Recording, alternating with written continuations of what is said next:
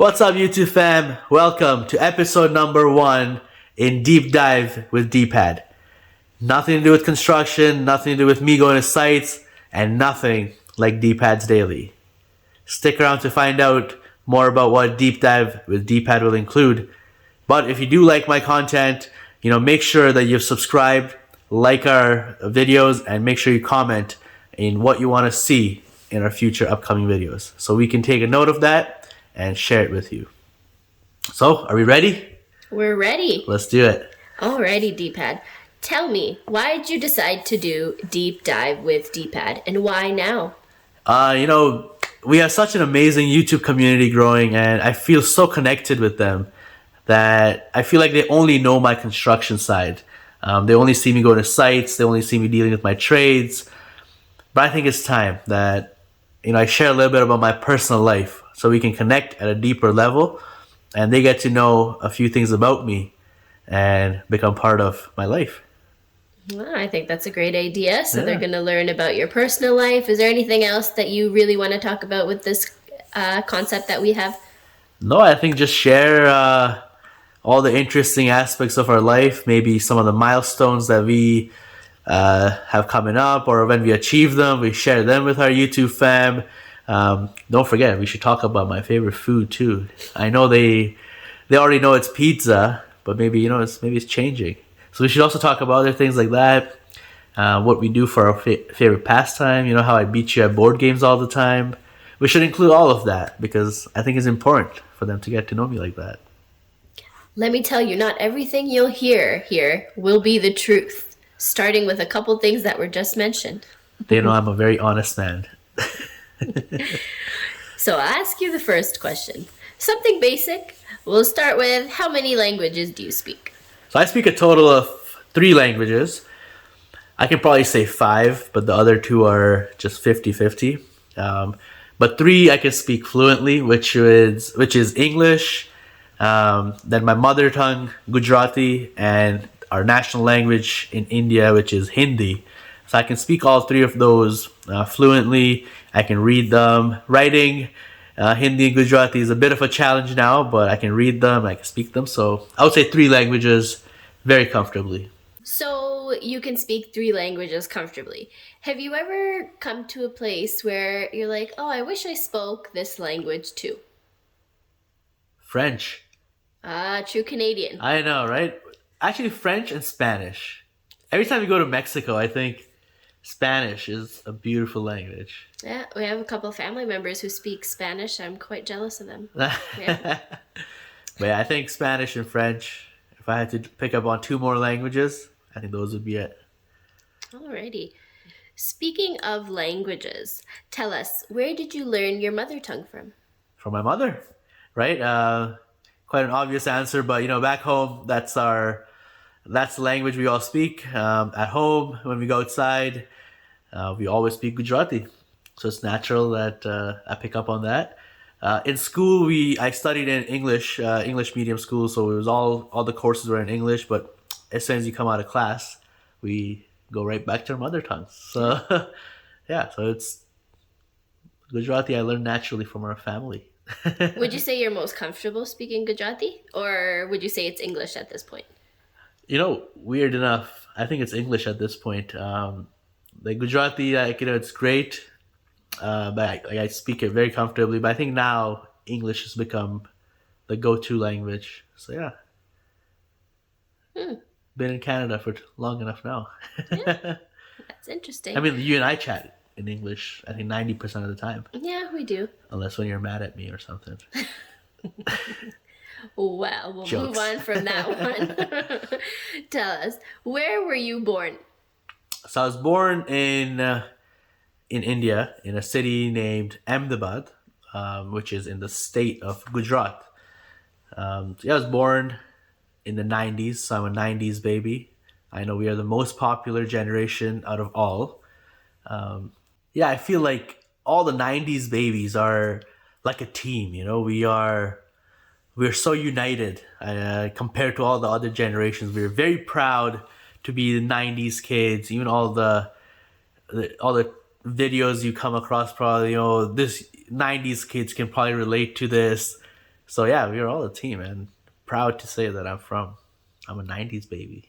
Speaking of 90s, Uh baby, huh. tell me about the Super Bowl performances. Super Bowl for wasn't that just amazing? That was the first time they did like hip hop themed. I think that's what they were saying. But Eminem, Snoop Dogg, Dr. Dre, 50 Cent, like maybe some of you guys don't know them, but those guys were legends of our time. Like we grew up to their songs and just amazing. Like I watched the Super Bowl just for the halftime show. It was amazing. It was a true throwback. It was a one Super Bowl performance where I knew every single song. That is amazing, right? Yeah, they killed it for sure. That was awesome. It was awesome. Speaking of, what's your favorite childhood memory? Childhood memory. Oh wow. Well, I used to be a very sporty kid. I think I was in many different sports. My mom put me in, I think, every sport that existed. I used to do roller skating, played table tennis. I think I played cricket. I played lawn tennis. Lawn tennis. And then, complete opposite of all of these, I even played chess. So, I was smart and athletic. Can you believe that? Not tooting your own horn or Right? But my favorite out of all was definitely chess. That's something I picked up at a very young age. I was only 3 years of age when my grandpa started teaching me first, and then I got really interested in learning more and started playing professionally. Well, very highly competitive levels. Did super well, and at one point, at the same time, I had 4 different coaches. Can you believe that? Wow. Yeah. I've heard some crazy stories of you making some kids cry. Oh yes. Let's not talk about that. There has been times where the kids who were paired up against me, they cried, but to give them the benefit of doubt, after they cried, they kind of softened me up, and they actually beat me that day to win the championship. So that's my weak spot. So if you want to beat me, just cry a little bit, and you'll win. You win some, you lose some. Right? But if any of you play chess, and wanna set me up, wanna play a game against me, let's set that up. I would love to take on a couple of you and see if I still got it, if I still got my chess skills on par. Wow. Open challenge. Let's do it. Alrighty. So you told us a little bit about your childhood. How did you come to Canada? Well, I came with my parents. So they put the immigration file in early 2000s. My dad's sister, my aunt, moved here first. I think in late 90s. She moved here after she got married. And she came straight to Edmonton. So I think my dad saw the different lifestyle, the opportunity in this part of the world, and that's when we, I think, decided to put our file for permanent residence, and we came here in 2004 and landed in Edmonton. A lot of people ask me, how did you come to Edmonton? Because there's really nothing here at that time. But that's why, because my aunt was already here. Yeah. So how old were you when you guys moved here? I was only 11. So now you guys probably put my age together for all you smart people. 11 years old. Was it tough moving to a new country? Of course, right? You have it was tough, but I was quite excited too, because who doesn't want to come to Canada, right? Like out of India, before coming to Canada, I had never even traveled by an airplane. So coming to Canada was a super exciting time. We got to travel on 4 different flights. So you know how excited that must have been. But leaving behind friends, family, and basically your comfort zone, to coming to a whole new world, basically, with completely different culture, different lifestyle, different language. It was definitely challenging. But I think it was a bigger challenge for our parents. I give them so much respect for taking that difficult step of coming, because they were, I think, late 30s, early 40s when they decided to, leave behind everything they had back home and move here and start over from zero. And I think their biggest intent in that was to give me a better lifestyle, which they have succeeded tremendously at.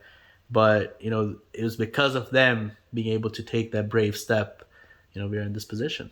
So I can't thank them enough, and I'm so proud of them for being able to take this. Yeah, no doubt about that. Yeah.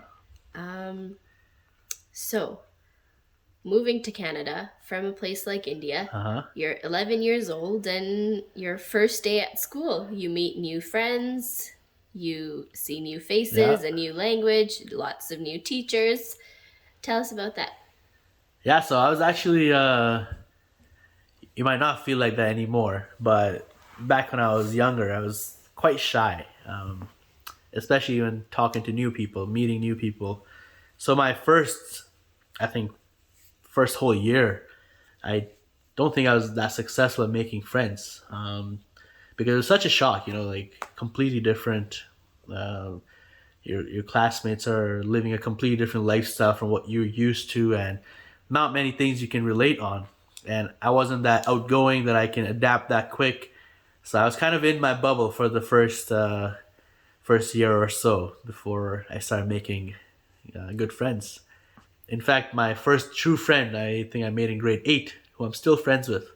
So I definitely hold on to my friends tight. And that's true. I know that about you. A lot of your friends that come over till date have been friends with you since day one. Yeah. So our entire friend circle, not many of them are new friends. We've been friends for over a decade, which would take us all the way back to, I think, our high school days. So yeah, I like to be selective and choosing friends and who I get comfortable with. But when I do, I give them everything I have. That's great. That's awesome.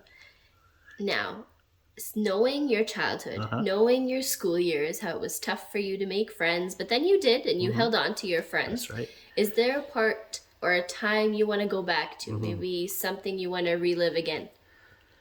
Going back to my childhood, I would probably just go back and tell my freshly moved to Canadian kid to just be more outspoken. I think be more comfortable, because I think if I was more open and a little bit more outgoing, I had a great opportunity of learning new things, making new friends, and I would have probably adapted to this lifestyle faster than I did. So I think that's what I would say. Tell anybody who's, let's say, moving here or has moved here just recently and is struggling, even if it's from a different province or a different city. It's tough moving in general.